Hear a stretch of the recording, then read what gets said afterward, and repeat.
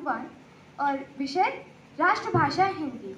हिंदी हमारी भाषा है और हमें इस पे गर्व है, यही मेरी आशा है। नमस्कार महोदय, आज का विषय सरल शब्दों में कहता है कि हमें किसी भी विषय को पूर्ण रूप से समझने के लिए अपनी मातृभाषा का सशक्त रूप में होना बहुत ज़रूरी है। हिंदी हमारे संविधान की आधिकारिक भाषा है और राष्ट्रभाषा के रूप में महत्वपूर्ण भी। हमें इसे सीखना, उसका सदुपयोग करना और उसका संरक्षण करना चाहिए।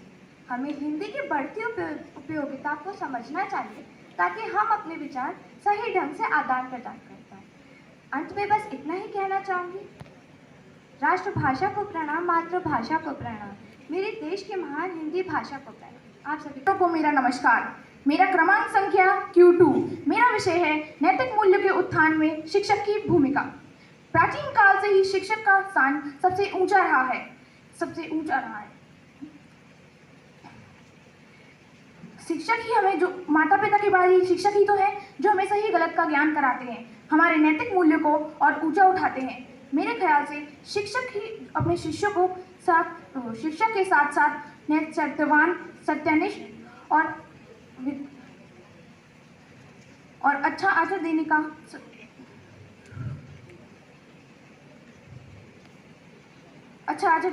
सीख देते हैं।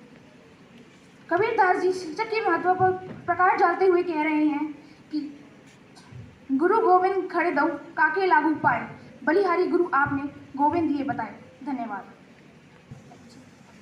मेरी क्रमांक संख्या R1 है और मेरा विषय है नैतिक मूल्य के उत्थान में शिक्षक की भूमिका। शिक्षक आदर के योग्य होते हैं, अतः उन्हें छात्रों से आदर योग्य आचरण करते हुए उनके आंतरिक विकास पर भी ध्यान देना चाहिए। शिक्षकों के हाथ में छात्रों के भविष्य की डोर होती है, वे उसे जिस ओर ले जाना चाहें उस ओर ले जा सकते हैं।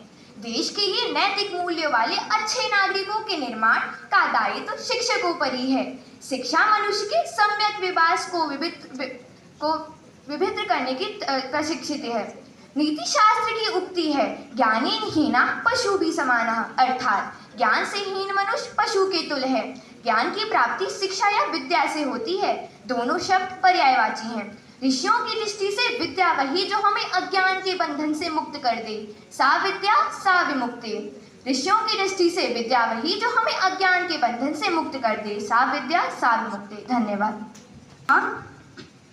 मेरी क्रमांक संख्या R2 है और मेरा विषय है राष्ट्र एकता की आवश्यकता। राष्ट्र एकता अथवा के कारण ही प्रेम की भावना का विकास होता है। देश के निर्माण के कारण ही राष्ट्र एकता का सहयोग होता है। राष्ट्र को अपनी प्रभुसत्ता बनाए रखने के लिए यह आवश्यक है कि वह अपने नागरिकों को राष्ट्रीयता की शिक्षा प्रदान करे। राष्ट्र अपनी रक्षा के कारण विशिष्ट रूप धारण करती है, जिससे ज्ञान विज्ञान का विकास होता है तथा इसी विकास को ही व्यक्ति अपना विकास मानता है। राष्ट्र की एकता के कारण ही तो देश संगठित रहता है और राष्ट्र ऐसी भावना है जो विभिन्न धर्मों संप्रदायों को एक सूत्र में पिरोए रखती है। अतः हम कह सकते हैं कि राष्ट्रभाषा ही सभी उन्नतियों का आधार होना चाहिए। धन्यवाद। मैं प्रतिभागी क्रमांक S प्रथम और मेरा विषय है बढ़ती जनसंख्या राष्ट्र की प्रगति पर जंजीर। अगर जनसंख्या बढ़ती गई यूं ही बेतरतीब तो मानव को होगा ना अन्न जल नसीब।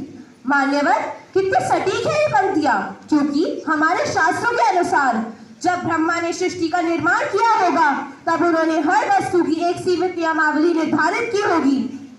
इस संसार में किसी भी वस्तु की अति संकोचनीय है जिसका परिणाम नकारात्मक ही मिलेगा। वर्तमान में एक ऐसा तथ्य है जिस पर काबू पाना नामुमकिन सा लगता है, वह है जनसंख्या।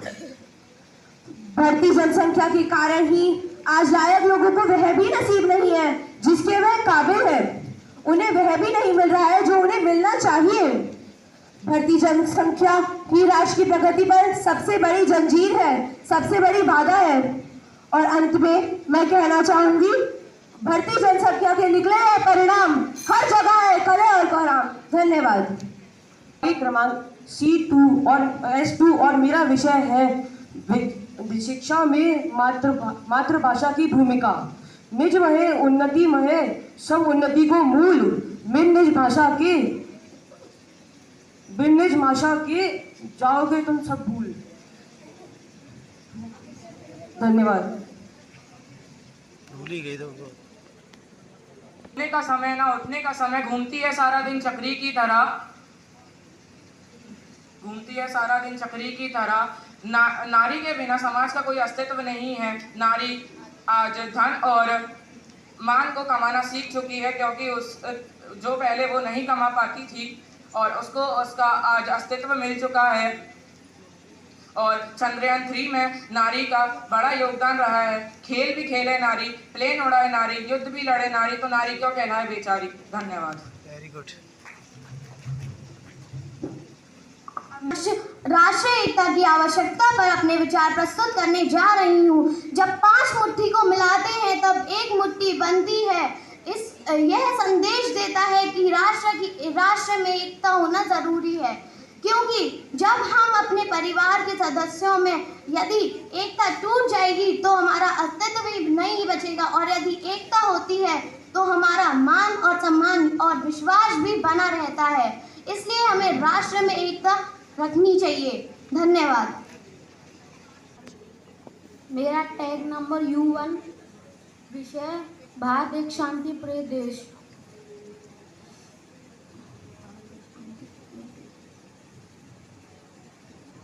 अगर कहीं भी हमारे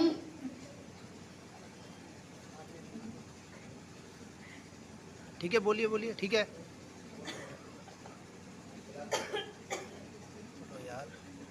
कहीं भी हमारे व्यवहार में हिंसा थी तो हमारे महापुरुषों ने उसे खत्म कर दिया, और भारत में प्रत्येक शुभ कार्य विश्व कल्याण से शुरू होकर ओम शांति शांति से पूर्ण होता है। और भारत महापुरुषों की तप भूमि रही है। भारत बुद्ध, महावीर, नानक जैसे महापुरुषों की तप भूमि 2 है, विषय नैतिक मूल्य की उद्यान में भूमिका।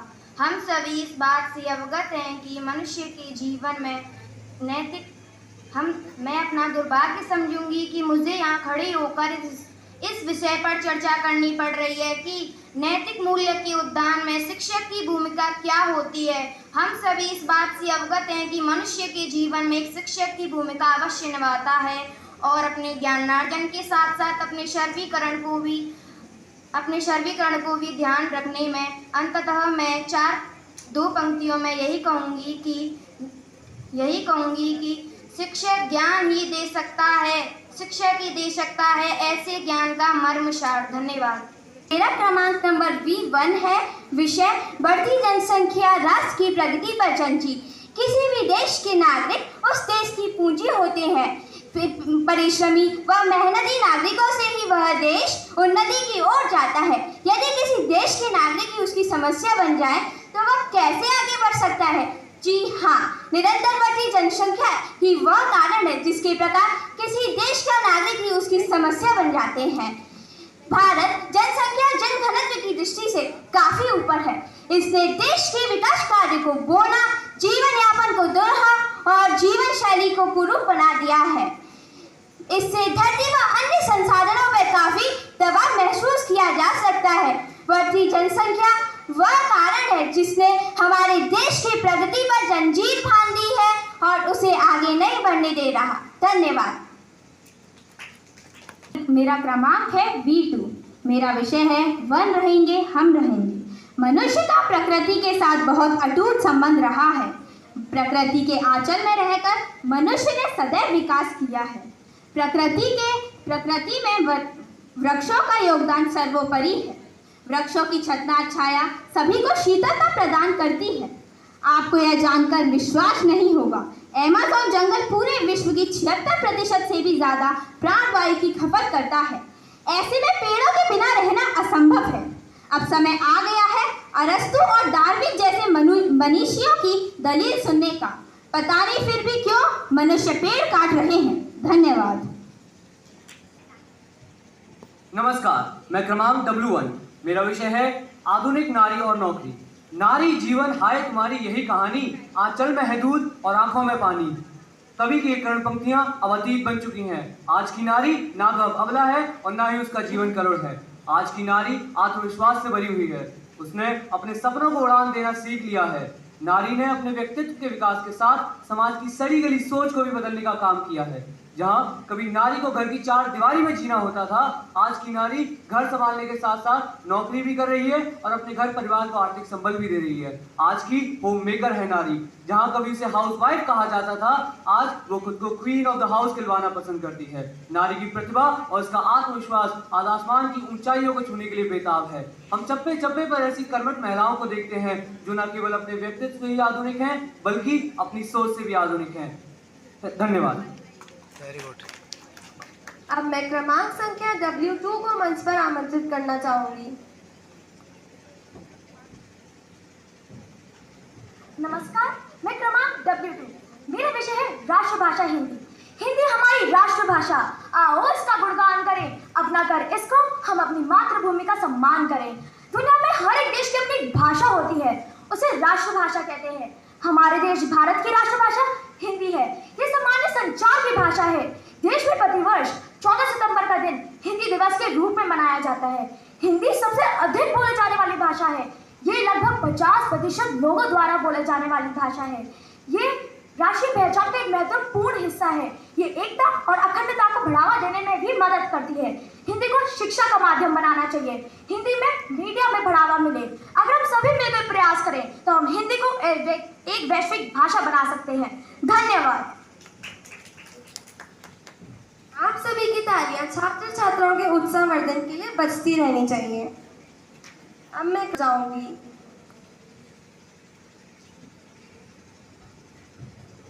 नमस्कार, सुप्रभात। मेरी क्रम संख्या है X1। मेरा विषय है भारत शांति प्रिय देश। हमारा देश एक शांति प्रिय देश है और हमारे महापुरुष भी यही कहते थे कि हमारे देश को एक शांति प्रिय देश बनाओ। और मैं भी अंत में यही कहना चाहूँगा कि आप सब लोग भारत को शांति प्रिय देश बनाएं। धन्यवाद। अब मैं क्रमांक संख्या X2 को मंच पर आमंत्रित करना चाहूंगी। संख्या X2 है। मेरा विषय है एक राष्ट्र एक पहचान और एक संविधान। एक राष्ट्र एक पहचान एक संविधान को प्रेरणा देने वाले डॉक्टर श्याम प्रसाद मुखर्जी का पूरा जीवन यही करने में निकल गया कि एक पहचान होनी चाहिए, एक राष्ट्र होना चाहिए। अंत में मैं यही कहना चाहूँगी कि उनकी इस महान जयंती को मैं नमस्कार करती हूँ। धन्यवाद। आधुनिक नारी और नौकरी। भारत की परंपरा नारी को घर गृहस्थी तक सीमित रखना चाहती है, परंतु नारी आजकल बहुत आधुनिक हो चुकी हैं। वे मर्दों की तरह कामकाज और नौकरी को अपना चुकी हैं, लेकिन ये उनको करने में बहुत कष्ट करना पड़ता है। समाज कहता है कि वे नौकरी के साथ साथ घर के भी सारे काम करें। वे ऑफिस में 8 घंटे काम करके आए और घर पर आकर भी बर्तन चौके भी जी जान से साफ करें। अंत में ये कहना चाहती हूँ कि नारी वो अब नारी नहीं रह गई है जो एक मक्खन की टिकिया जैसी हो, थोड़ी सी आँच लगने पर पिघल जाए और थोड़ी सी ठंड लगने पर जम जाए। धन्यवाद। बहुत ही उच्च विचार थे आपके। अब मैं क्रमांक संख्या Z2 को आमंत्रित करना चाहती हूँ।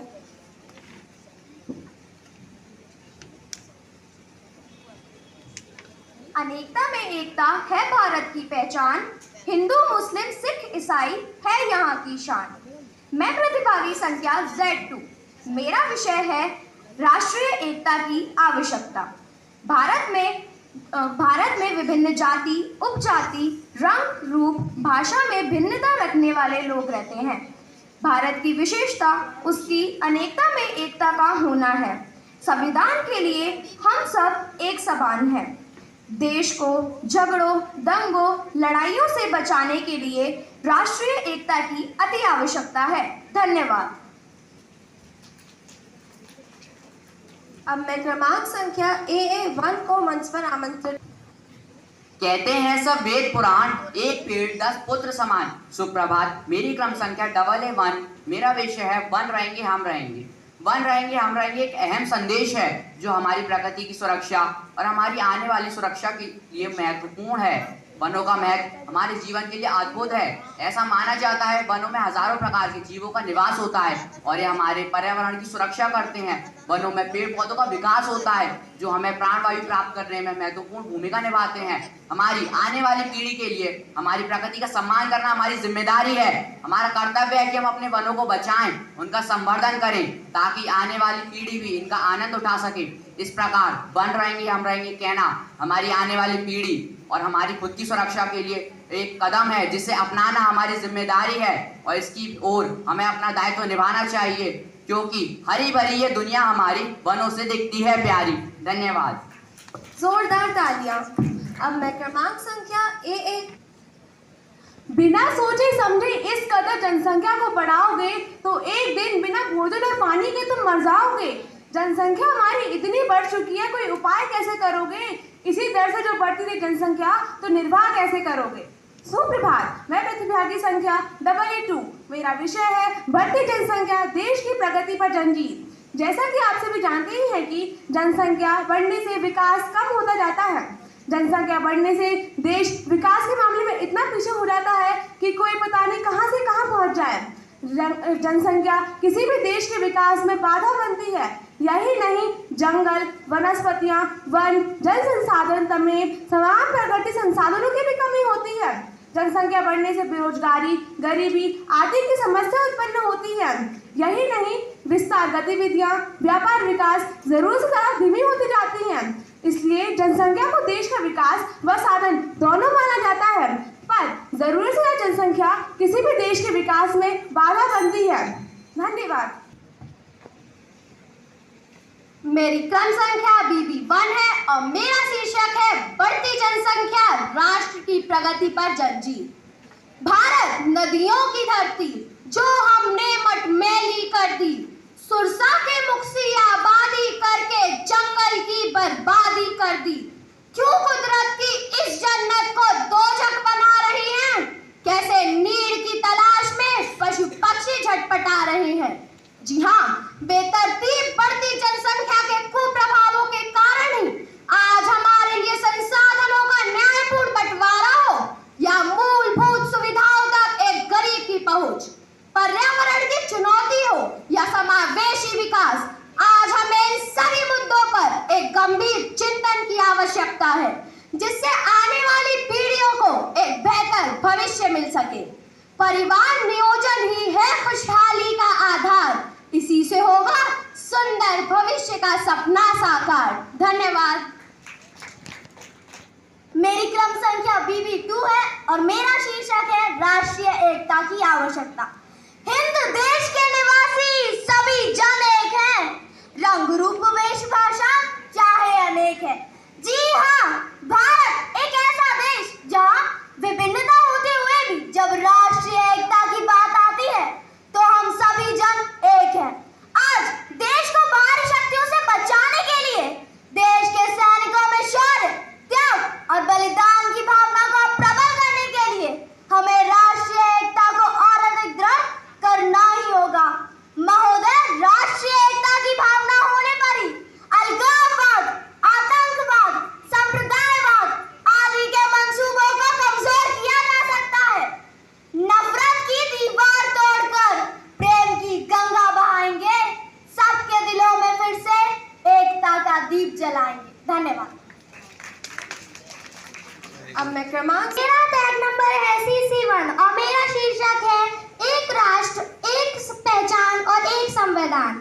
एक राष्ट्र का मतलब है एक राष्ट्र जो जिसमें एक जाति के बहुत जाति के बहुत सारे लोग रहते हैं। एक निशान का मतलब है एक कोई भी निशान के साथ पैदा नहीं होता है, उसको धर्मों में बांट लिया जाता है। और एक संविधान का मतलब है कि सबके लिए अलग अलग संविधान है, पर ये सही नहीं है। हाँ, सबके लिए एक ही संविधान होना चाहिए। धन्यवाद।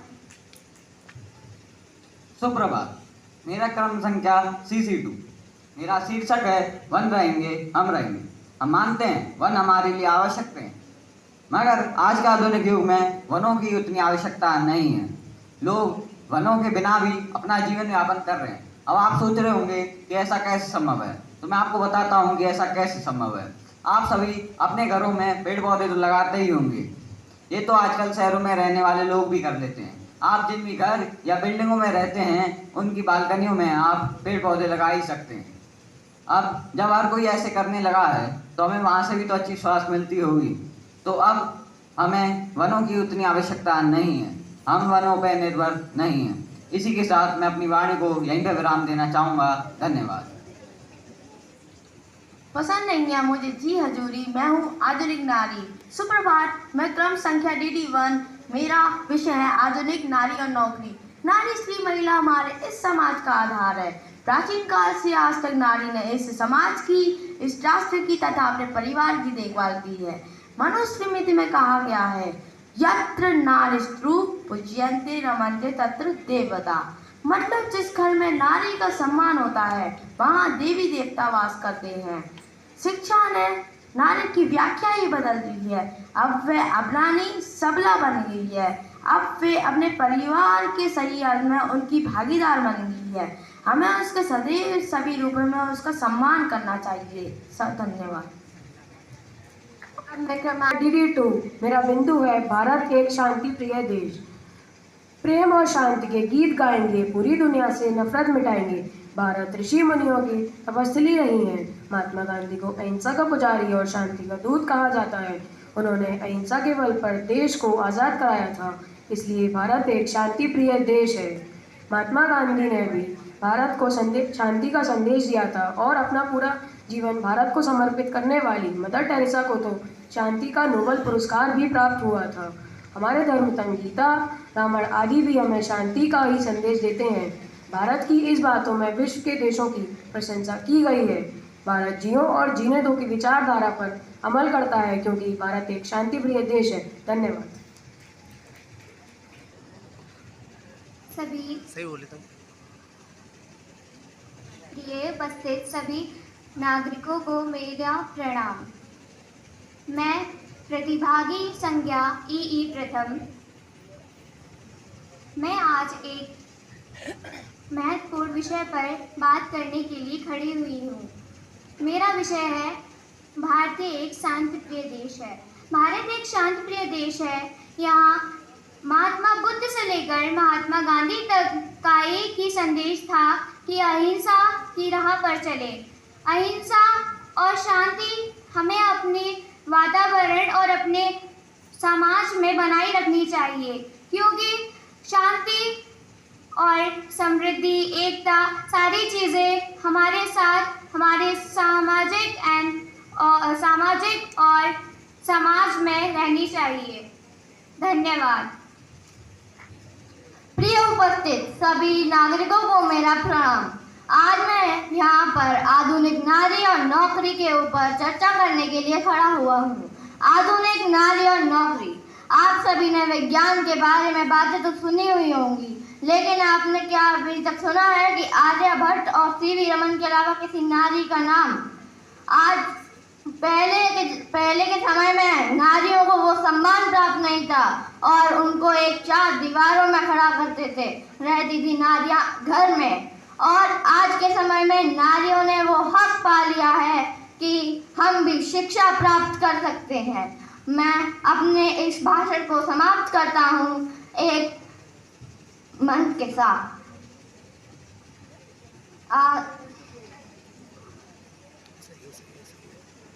लाचार नहीं और बेचारी नहीं,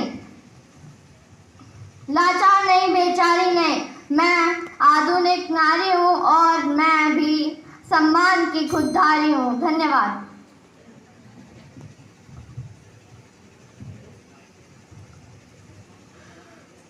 सुप्रभात। आज मैं संख्या SF1 एक बहुत ही महत्वपूर्ण और प्रेरणादायक विषय पर चर्चा करने जा रहा हूँ। वन रहेंगे हम रहेंगे, ये नारा प्राकृतिक संसाधनों, विनय जीवों और विनय जीव संरक्षण की अत्यंत महत्वपूर्णता को जगाते हैं। प्रधानमंत्री जवाहरलाल नेहरू के शब्द में एक उगता पेड़ राष्ट्र की प्रगति का जीवित प्रतीक है। मनुष्य का हर एक पल वनों का ऋणी है। जन्म से लेकर मृत्यु तक हमारी सहायता करते हैं। यदि जन्म में पालना हिडोलना भी लकड़ी का होता है तो मृत्यु के समय हमारे शरीर को ढोने वाला भी लकड़ी का होता है। अगर हम समय रहते ना जीते तो मनुष्य का जीवन खतरे में पड़ जाएगा। आओ कसम हम खाते हैं, प्रकृति के संतुलन को बना मानव विनाश को बचाते हैं। जय हिंद। धन्यवाद। अब मैं आज की अंतिम प्रस्तुति के लिए प्रतिभागी टैग संख्या FF2 को मंच पर बुलाना चाहूंगा। मेरी प्रतिबंध संख्या है FF2। सुप्रभात। आज मैं एक बहुत ही महत्वपूर्ण विषय पे आप लोगों के सामने आया हूँ। आधुनिक नारी और नौकरी। मेरी नारी मेरी माँ है। मैं अपनी भारत माँ को भी माँ कह के बुलाता हूँ। नारी का हमारे जीवन में वो मूल्य है जो हमारे पिता का भी नहीं है। हम अपनी नारी से सीखते हैं। वो नारी एक बहू है, एक बेटी है, एक पत्नी है। ये शब्द नारी सर्वोत्तम है। हमेशा मैं इस नारी का सम्मान किया। पहले हमने क्यों इस नारी का तिरस्कार किया। आज भी मैं आपको बस ये समझाता हूँ, इस नारी का तुम सम्मान करो, कभी ना तुम इसका अपमान करो। ये तुम्हें आसमान से जमीन पे भी ला सकती है और दुनिया की हर ऊंचाई को भी तुम तक पहुंचा सकती है। धन्यवाद।